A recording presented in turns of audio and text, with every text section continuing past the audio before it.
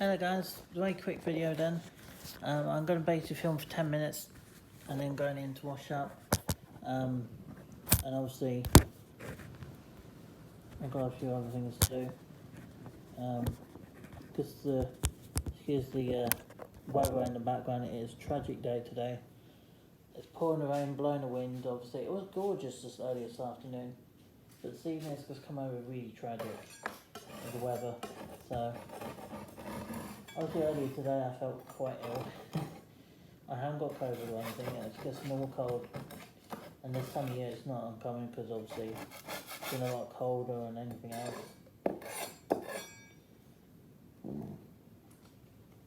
And obviously the plus about a lot of people this year, because there were so many people sick of this year with lockdown and the virus going on, and now there's another vaccine for it, for the virus, which is quite nice.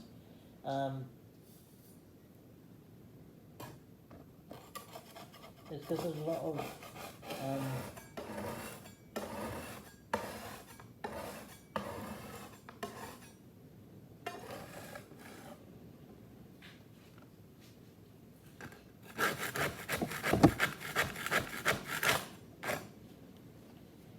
to be honest, I mean life is difficult, but this year it took it to the new stream, I think.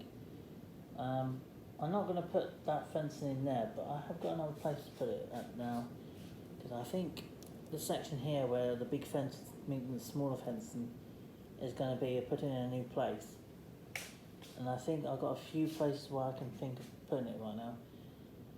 And it has to be one part of it has to be around the tunnel, because obviously a few times it has happened, and there has been a few moments in time where life, not specifically this sort of thing, but sometimes life can be a little bit stressed for a lot of people, and so those come a believer or not, and good for them. I mean, it's up to you. You decide to take it literal in the sense of what some people do, and there's other people just lay back about it, just go to the service, do prayer, and that be it. But obviously, it'd be up to you to how you live your life, because no one should be in the right mind to force you to do something because they tell you to do it.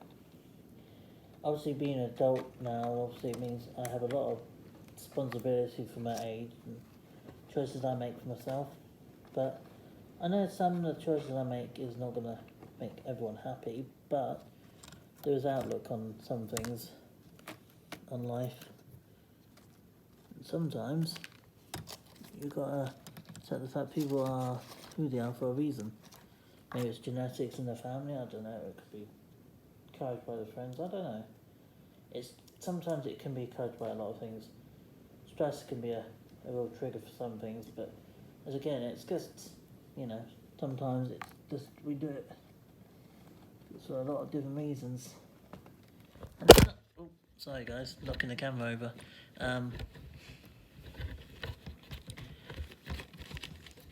And hoping to be a YouTuber for the rest of my life. Because I do enjoy making the content, much as, you know, it does take a while to put together, and it does take the day up for making this content, because it does take a while to put all this together, put it up and put it out for you guys. It really does take a lot of work. For those other YouTubers, you will understand how much hours and work do actually put into this. To be honest, there is times, and I always have time off at the moment, I'm filming a video on the weekend. The trouble is, my routine at the moment is keep going out the window. Trying to get up at 8:30. I do try to keep my routine going as normal as I can. Getting up at 8:30 Monday to Friday every morning. But basically from Saturday and Sunday, I don't set alarm and I don't film content. Why? Because it gives me time to have a breather, it time to me enjoy my passion away from the videos. So So obviously I'm passionate about my videos, obviously, but I'm passionate very much on my model area stuff and real trains as well. And obviously other few bits in my life. But yeah, I mean, this yard does look kind of cool. And in spite of the fact it's still got long way to go with it. I'm seeing line 2 here, still building around. Obviously we're going to have to do something to do with these lines, but for the time being, obviously it's going to be patient work and just add it in when you can. And obviously might have to get a bunch of track and the odd train here and there from just to build the track up first. Instead of getting loads of locos all together and then when the line 2 is not going to be in operation for a lot of time. But would I get another train this year? I will after Christmas, but only one. Only going to get a British Railway DMU for Hornby, and the rest of it's going to be all track, pretty much. So one train, one DMU train, and the rest should be railway track, so straight in points. That's all I'm going to get to start with. Once I've done that, obviously I'm going to look into getting point motors, DCC sound chips put in. The scenery is going to be amazing once it's all added up, but as again, it's all going to take time, and obviously this is only a starting point. This is because, like to say it's a testing ground at the moment with the track, so it's going to be a lot of work, a lot of hours, and a lot of patience to put all this in. I mean, yeah, I know what it means sitting around twiddling your thumbs to decide what sort of track to put together with it and how to do it, and etc. It is a boring progress to do in this part. It does take time, scratching your head thinking, maybe that'll go there, no, it'll have to go there. It's a nuisance thing to doing this, but it's fun at the same time because you have to think and then putting all the scenery together and the yards where there has to be, obviously the sections where the town's going to be with houses, and obviously where the roundabout's going to go between the junctions, and yeah, it's pretty cool, but is it worth it? Definitely. I know a lot of people will say, model areas is fun, putting the scenery is so bored. It's like saving money up. It's a bit like saving money up. Obviously, I know some people hate saving money up. I do. I personally hate just checking my bank out every now and again and not touching it, and just it does frustrate me to think I could look at that and think I got enough money to do, just for example for me, buy another DMU or some sort of locomotive will cost me maybe 100 to well into maybe the 500s mark or 600s, or even 800. So model trains are not cheap. If you go on a budget like that 47 down there, that was a budget. I can't remember what I paid for that, but it was on a bidding thing, and this one's lasted me a while. The bid cost me about £80. Some of this track you see now is part of that. Basically Hornby job lot.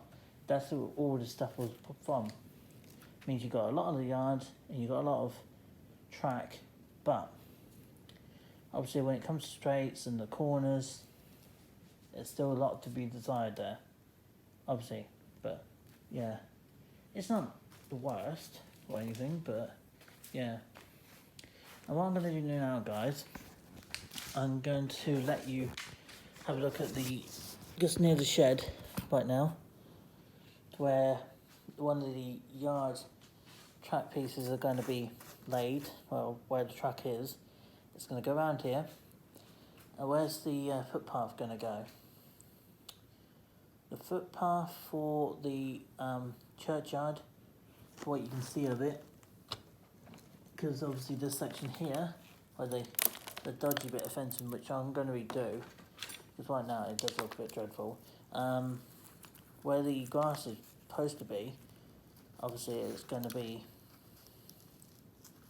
section of that yard is going to be changed up a little bit, not a lot, just a little bit here and there, but again it's going to be some nice work to be put in, obviously because we've got this thing to deal with, because it is kind of a stateless thing. So I'm going to have to put that in somehow. We've got to have to put a water tower in at some point for the steam trains. Am I going to put... This is all the cutout I've been doing. All the grass and scenery, backdrops and stuff, because it has a lot of potential with the grass and things. You can sort of build the grass out and the stones can sort of, yeah. I don't think I'm going to be doing that, but because all it's doing is pushing the stones underneath the track. And you know, DMUs, especially the ones that don't have tilting mechanism, it will go bad. That's for sure. That's why I don't tend to do too much with that sort of thing, because a lot of this will take a toll on the DMUs can't tilt 20 or 48 degrees. So if it can't tilt, it means this section here where it usually be flat, you could have some bumps there, but I will have to pick this up. I have to be honest. I might have to pick it up to take it off and actually lay the same stuff down, just without yeah. The only side down with the fencing is how the fencing is, because it's really sharp. If you haven't got the top of where the things are left and you've taken off the actual stuff, it means it will leave a lot of things.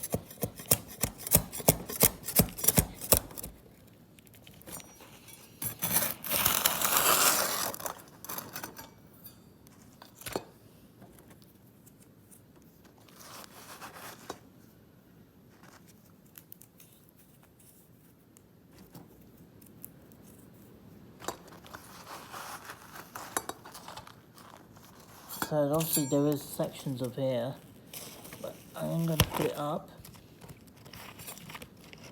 And a lot of people might say that's probably not the best idea, because you're basically going to wreck your design of the layout. Yeah, it could, potentially it could do some little mild damage to the design of the layout, but you know, I can always relay it, redo it properly.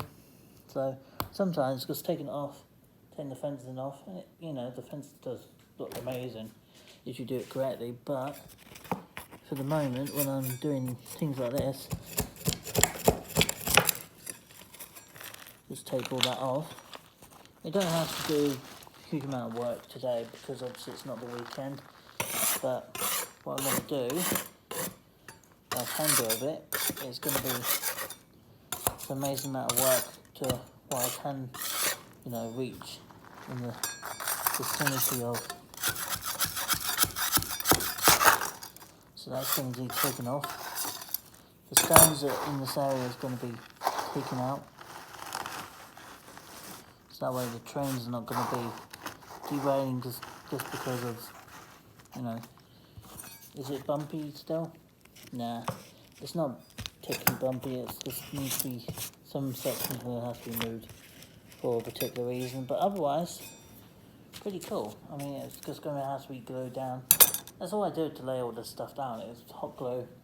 Just get about 36 glue sticks for the glue gun, sorry, my words are being mixed up. But yeah, if you get quite a number of glue gun sticks for the glue gun, you can crack on with parts of it with that, and it's quite a handy little tool, the glue gun and the soldering iron.